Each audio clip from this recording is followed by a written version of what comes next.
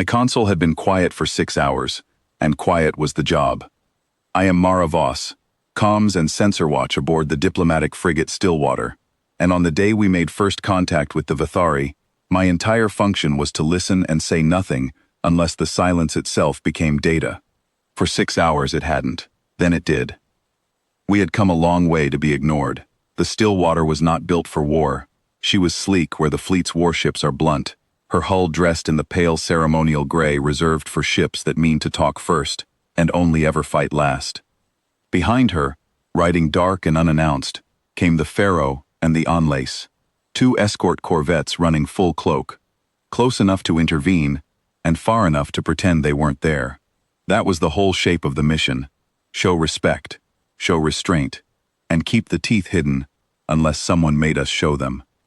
The Vithari had been a rumor before they were a fact, a civilization old enough that their oldest surviving structures predated our agriculture, patient enough that they had watched 4 other species arrive in their system and waited, every time, to see what those species would do before deciding what they were.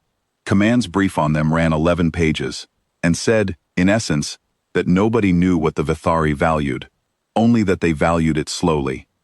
Ambassador Reyes had spent 4 years preparing for this single approach.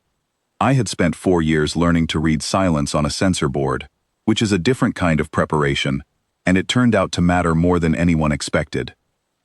Their habitat ring came up on long range as a thread of cold light wrapped twice around a gas giant the color of a healing bruise, amber-brown and storm-veined, and even at that distance the ring read as ancient, its surfaces patched and repatched across what must have been centuries, nothing about it built to impress, everything about it built to last. We held position at the edge of their declared approach corridor, exactly as the treaty protocol specified, exactly 12 hours early, exactly as polite as 4 years of preparation could make us.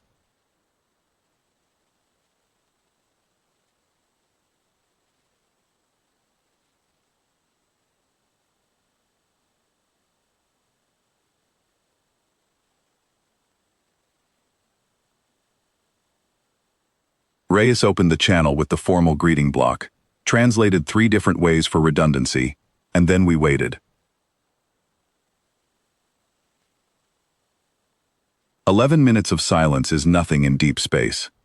11 minutes of silence after a deliberate, scheduled hail is something else entirely, and I felt it gathering on my board before anyone said a word about it.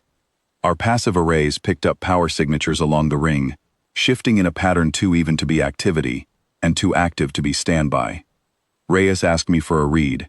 I told her what I had, that something was waking up out there, evenly, all along the ring, like a held breath being let out in one long controlled motion, and she nodded, and told the bridge to hold steady.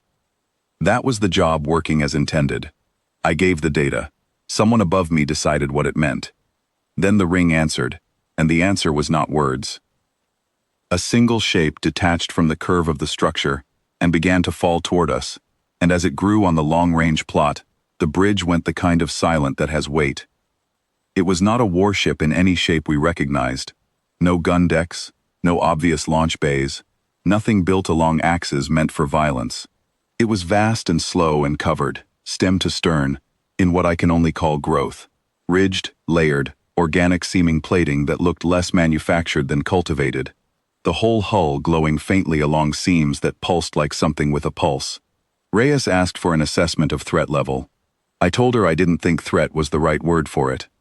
I told her it looked like something that had grown old waiting to be looked at.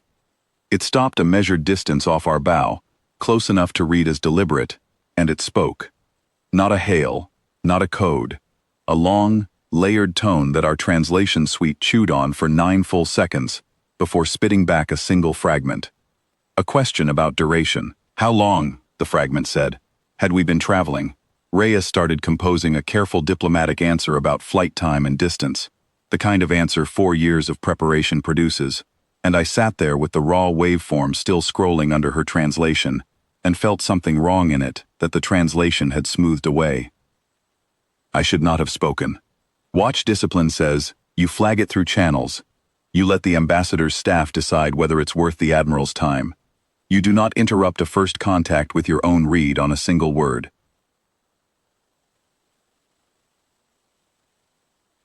I did it anyway. I said the question wasn't about flight time. The tonal structure under the translation carried the same shape the Vithari used, in our archive of their public broadcasts, when they asked how long a thing had suffered. They weren't asking how far we'd traveled. They were asking what it had cost us. Reyes looked at me for one long second in front of the whole bridge, and I understood exactly how far outside my role I had stepped. Then she set aside the prepared answer and told them the truth instead. That the voyage had cost us crew, and time, and certainty, and that we had come anyway, because the alternative was never knowing. There was another silence after that, shorter this time, almost gentle. The cultivated ship answered with the same tone it had used for the first question, but warmer somehow in the waveform, and the translation came back clean. We understand cost. We have also paid it.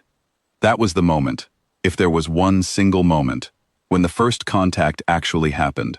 Not the hail, not the approach, not the ships standing off each other in the dark, but two crews admitting, across a gap neither species had words built for, that arriving had hurt them, and they had come anyway.